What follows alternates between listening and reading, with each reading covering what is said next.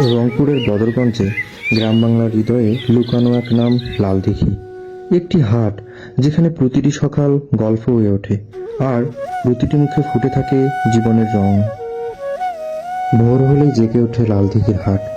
কেউ আসে সবজি নিয়ে, কেউ চায়ের ধোয়া তুলতে তুলতে ব্যস্ত। এটা শুধু কেনা বেচার জায়গা নয়, এখানে মিশে থাকে গল্প, হাসি আর মানুষের আন্তরিকতা। লালদিঘির প্রাণ শুধু বাজারে নয়, পাশেই দাঁড়িয়ে আছে ৯ গম্বুজ এক প্রাচীন মসজিদ। শত বছরের ইতিহাস ধরে রাখা এই স্থাপনাটি যেন সময়ের সঙ্গে কথা বলে, নীরব কিন্তু মহিমান্বিত। এই বাজারের অনেকেই আছে যারা দশকের পর দশক ধরে এখানেই আছেন। তাদের জীবন এই মাটির সঙ্গে বাঁধা।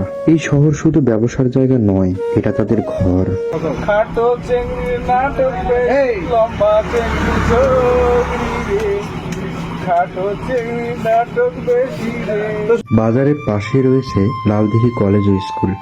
এই অঞ্চলের শিক্ষার প্রাণকেন্দ্র, যেখানে দিন দিন শত শত শিক্ষার্থী স্বপ্ন বনে যায়, বইয়ের পাতা থেকে জীবনের পথ তৈরি করে। এই প্রতিষ্ঠানগুলো শুধু শিক্ষা দেয় না, তৈরি করে ভবিষ্যতের পথিক। দিন শেষে যখন বাজার ফাঁকা হয়, তখনই এখানে থেকে যায় মানুষের হাসির প্রতিধ্বনি, স্মৃতির ধ্বনি। লালদিঘি শুধু একটি বাজার নয়, এটি এক গ্রামীণ হৃদয়ের স্পন্দন। এটা আমাদের গল্প।